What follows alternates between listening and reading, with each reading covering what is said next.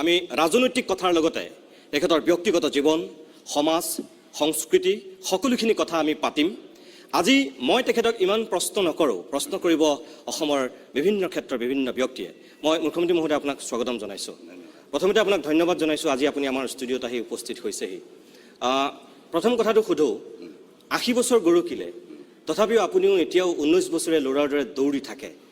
পুৱাৰ পৰা গধূলিলৈকে আপুনি ইমান এনাৰ্জি ক'ৰ পৰা পায়? এনাৰ্জি মই যিমানেই আমাৰ কি ছাত্ৰ ছাত্ৰীসকলক লগ পাওঁ সিমানেই নতুন নতুন এনাৰ্জি পাওঁ। এতিয়া সৰস্বতী পূজাৰ পিছত বেছি এনাৰ্জি পালোঁ। তাৰমানে আপুনি সৰস্বতী পূজাৰ পৰা বেছি এনাৰ্জি পালে, মানে তাততো চেল্ফি উঠিছিলে গোটেই ছোৱালীবিলাকৰ লগত? ছোৱালী ল'ৰাই উঠিছে, খালি মানুহে ছোৱালীটো বেছি দীঘৰটো উঠিছে। আৰু আজিকালি কলেজবিলাকত ছোৱালীটো চবতে বেছি। কটন কলেজৰ 70%, বিবৰুৱা কলেজত যাওঁ ছোৱালী বেছি, এগ্ৰিকালচাৰত যাওঁ ছোৱালী বেছি, বুজানে? সেইকাৰণে মই সুধিছোঁ এইটো কটন কলেজ নে এইটো গাৰ্লছ কলেজ? কৈছে নহয়, ইয়াত বোলে ছোৱালী এতিয়া 70%। আপুনি এনাৰ্জি বেছি পায় বুলি কৈছে ষ্টুডেণ্টক দেখিলে, কিন্তু তাৰ বাহিৰেও আপোনাক বিভিন্ন সভা সমিতি আমি যেতিয়া দেখোঁ, আপুনি খুব আক্ৰমণাত্মক হয় কেতিয়াবা, আৰু কেতিয়াবা খুব ধেমেলীয়া এটা ৰূপ আপুনি লয়। এই যে হঠাৎ খঙাল, হঠাৎ ধেমেলীয়া, আপুনি এইটো এগৰাকী মানে পৰিপক্ক ৰাজনীতিবিদ হোৱাৰ কাৰণে নে আপুনি মানুহটো অন্তৰৰ পৰা তেনেকুৱা? নিজে কি বুলি ভাবে আপুনি নিজক? ইমান মানে আৰ্টিফিচিয়েল হ'ব নোৱাৰে, আৰু মই ইমান আৰ্টিফিচিয়েল মানুহ নহয়ো, জানে? আৰু হয় কেতিয়াবা খং উঠি যায়, কেতিয়াবা আকৌ কি কয় আমি ধেমেলীয়া সুৰতে কওঁ, দুইটাই। এইটোতো মোৰ নেচাৰে আজি নহয়, জানে? আগৰ পৰাই সেইটো এটা আছিল। সেই নেচাৰটো এদিনৰ পৰা নহয়, সেইটো এটা সৰু কালৰ পৰা থাকে। কেতিয়াবা আমি অলপমান ছাপ্ৰেছ কৰিবলৈ বিচাৰোঁ, কেতিয়াবা টু চাম এক্সটেণ্ট হয়ো, কিন্তু লাহে লাহে লাহে লাহে প্ৰকৃত যি সৰু কালৰ স্বভাৱটো আকৌ বয়সত হ'লে এইটো আকৌ ৰিফ্লেক্টে হয় বুলি ভাবোঁ। কৌস্তভ, মই অনুৰাধা শৰ্মা পূজাৰীৰ কাষলৈ আহিব বিচাৰিছোঁ। বাইদেৱে মুখ্যমন্ত্ৰীগৰাকীক এটা প্ৰশ্ন কৰিব। প্ৰথম প্ৰশ্নটো হৈছে, অলপ আগতে আপুনি ক'লে মই এনেকুৱা আৰ্টিফিচিয়েল নহয় মানুহ, কিন্তু মই ভাবোঁ যে আপুনি সাংঘাতিক অভিনয় কৰিছিলে, ভালদৰে অভিনয় কৰিছিলে নে নাই বাৰু আগতে?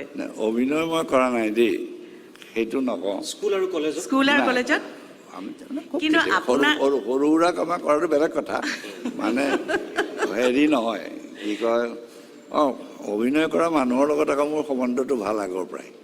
কিন্তু আপোনাৰ যিকেইখন মস্ত মস্ত ডাঙৰ ডাঙৰ পোষ্টাৰ দেখিছোঁ, তাত আপুনি মূৰত গেৰুৱা ৰঙৰ পাগুৰি এনেকৈ মাৰি একেবাৰে বীৰেন সিংহ শিল্পী বীৰেন সিংহদেৱে লাচিতক যেনেকৈ আঙুলিয়াই মানে থিয় কৰাইছে, তেনেকুৱাকৈ আপুনি একেবাৰে বেলেগ এটা এক্সপ্ৰেশ্যন দি এনেকুৱাকৈ থিয় হৈ মানে কৈছে যে মই আঁঠু নলওঁ।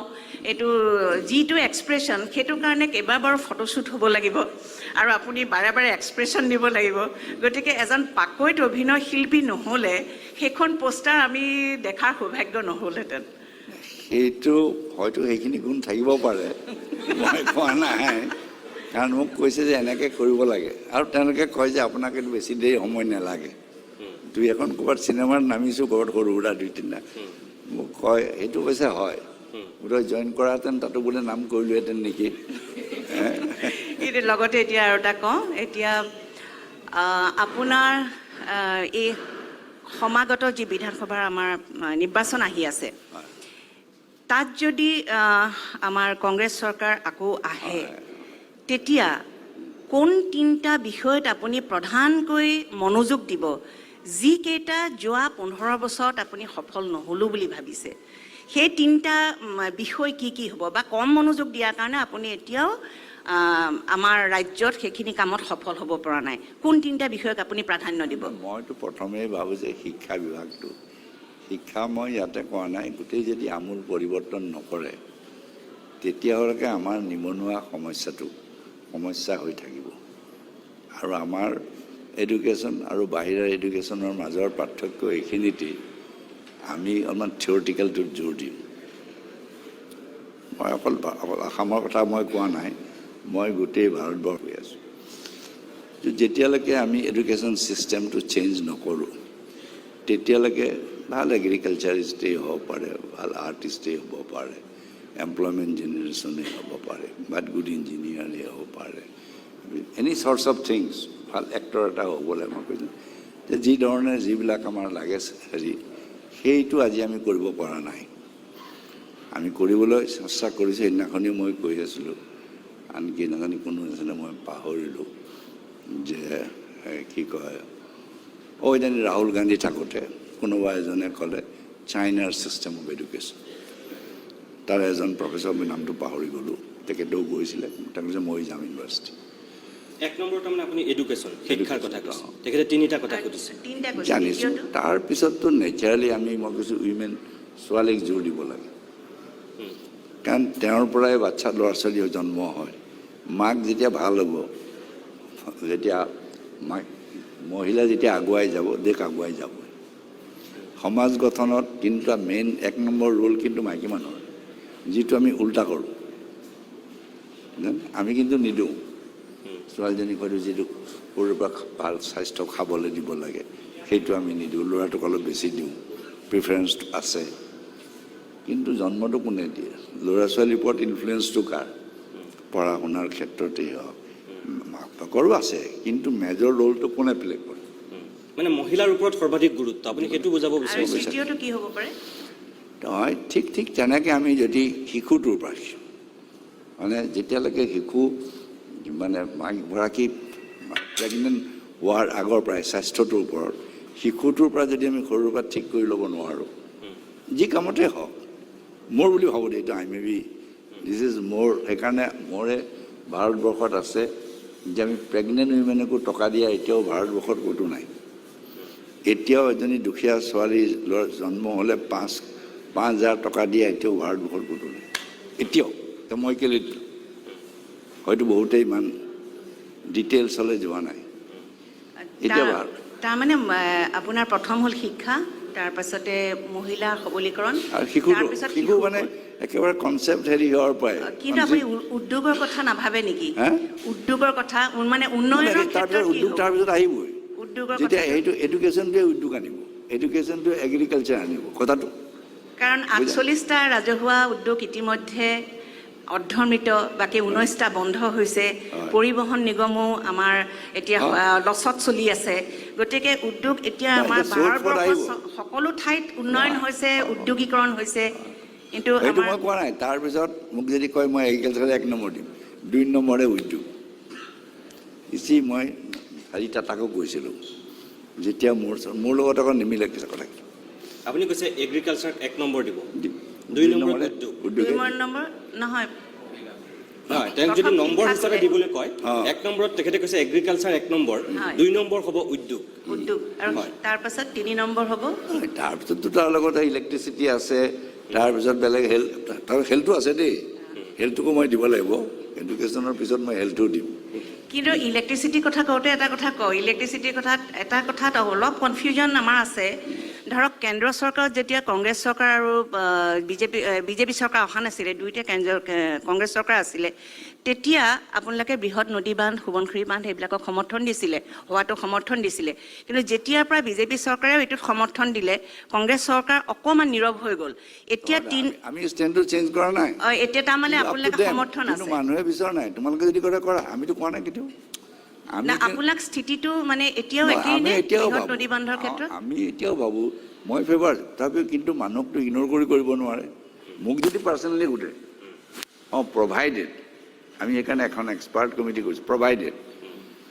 যদি ইক'লজিকেলি যদি হেৰি নকৰে আৰু তেতিয়াও আমি কৈছিলোঁ তাৰমানে বিজ্ঞান ভিত্তিক হ'লে মানে কংগ্ৰেছ চৰকাৰে এতিয়াও স্থিতিটো একেই আছে আমি তেতিয়া কৈছিলোঁ যে তাত যদি এফেক্ট নকৰে এটা ইক'লজিকেলি হ'ব নোৱাৰে সেই লোকৰ মানুহৰ কি কয় ধ্বংস মানে বেয়া হেৰি নকৰি যদি বেনিফিট আনে ৱাই নট মোৰ কথাটোত তাৰ কোনো হেৰি নাই কিন্তু সেইটো এক্সপাৰ্ট কৰিবলৈ আমি তেতিয়াই কৈছিলোঁ আৰু আমাৰ দিনত কিছু এক্সপাৰ্ট কৰিছিলোঁ যে এইখিনি প্ৰটেকশ্যন ল'ব লাগিব এইখিনি ল'ব লাগিব আৰু আমি কৈছিলোঁ এইটোৰ পৰা যদি লছ হয় ইমানখিনি দিব লাগিব সেই চাৰি কৰি আমি সেইটো এতিয়াও আমি চেঞ্জ কৰা নাই এইটো নহয় যে আমি কি কয় চেঞ্জ কৰিছোঁ প্ৰভাইডেড এই দুটা কথা আছে। নিশ্চয় ধন্যবাদ।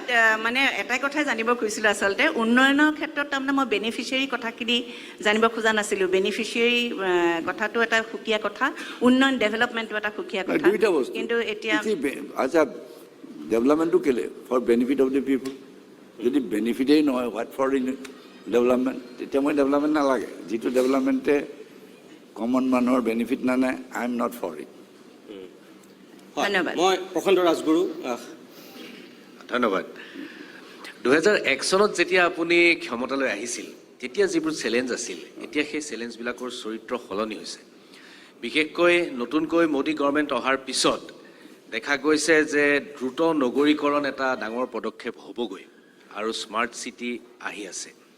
এতিয়া স্মাৰ্ট চিটি যিটো গতিত আহিব আৰু যিমানখিনি মাটি তেওঁলোকে সামৰি ল'ব এই স্মাৰ্ট চিটিৰ প্ৰকল্পত, তাৰ লগত কিন্তু খাদ্য নিৰাপত্তাৰ এটা সন্তুলন ৰখাটো খুব টান হৈ পৰিব। শেহতীয়াকৈ দেখা গৈছে যে যোৱা 10 বছৰৰ যিটো পৰিসংখ্যা, বিহাৰত প্ৰতি বছৰে প্ৰায় 5,000 কৃষক পৰিয়ালে খেতি কৰিবলৈ বাদ দিছে, যাৰ কাৰণে আচলতে দাইলৰ প্ৰডাকশ্যন আমাৰ বহুত কমি গৈছে আৰু ইম্পৰ্ট আমি নকৰিব লগা বস্তু ইম্পৰ্ট কৰিব লগা হৈ আছে। এতিয়া আপুনি এই বেলেঞ্চটো যে আৰ্বানাইজেশ্যন আৰু ফুড ছিকিউৰিটি, এই দুটাৰ বেলেঞ্চটো আপুনি কেনেকৈ ৰাখিব? নহয়, মই সেইকাৰণে স্মাৰ্ট ভিলেজে কৈছোঁ। মই স্মাৰ্ট চিটি কোৱা নাই। মই ভাৰতবৰ্ষ নাই, আনকি এতিয়া সেইদিনাখনি মেলবৰ্ণ ইউনিভাৰ্চিটিও এতিয়া কৈছে ইয়'ৰ ফিলচফি ইজ ৰাইট, যে যদি স্মাৰ্ট ভিলেজ নহয়, স্মাৰ্ট চিটিটো মই বেলেগ কথা। তাৰমানে আপুনি ক'ব বিচাৰিছে নেকি প্ৰথমে স্মাৰ্ট ভিলেজ তাৰপিছত অট'মেটিকেলি ইজি ওপৰৰ পৰা আহিব নেকি? তলৰ পৰাই যাব। এনেকুৱা চব ওপৰৰ পৰা আহিবলৈ বিচাৰে। ডেট ইজ এ ৰং কনচেপ্ট আজি ইণ্ডিয়াত হৈ আছে কথাটো।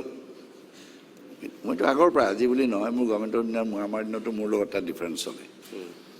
তো গাঁও যদি নহয়, ইণ্ডাষ্ট্ৰি ক'ৰ পৰা হ'ব? মই কেলৈ ক'লোঁ প্ৰথম এগ্ৰিকালচাৰ। যদি এগ্ৰিকালচাৰ মানুহৰ ইনকম নহয়, ইণ্ডাষ্ট্ৰি ক'ৰ পৰা হ'ব? মই ৰতন টাটাক আহোঁতে ইয়াত থাকি কৈছিলোঁ যে আপুনিও ইণ্ডাষ্ট্ৰিত এগ্ৰিকালচাৰত খৰচ কৰক।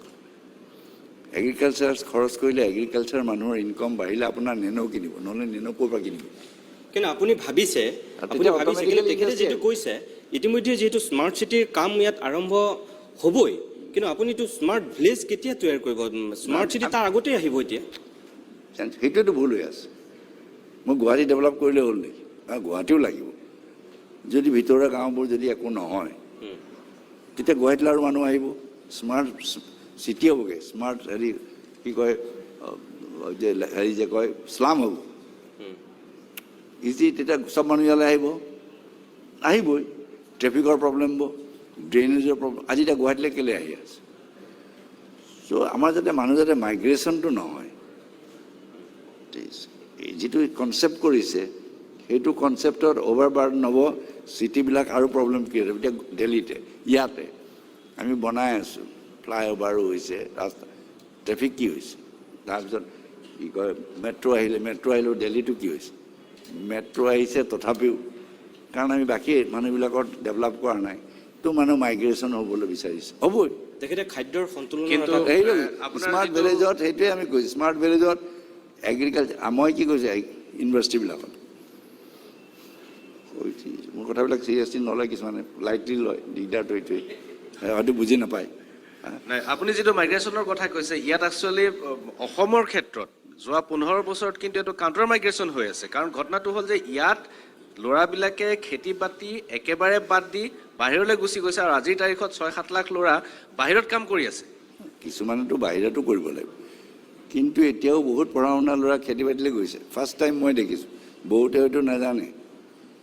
আজি আলুৰে হওক, হেৰিৰে হওক, গাখীৰ কৰিয়ে হওক, আমাৰ কিন্তু বহুত পঢ়া শুনা ল'ৰা ছোৱালী এতিয়া দেখিছে, আগে ইমান উপলব্ধি কৰা নাছিল যে ইয়াৰ পৰাও আমি ফুল কৰি কিছুমানে কিমান পইচা পাইছে।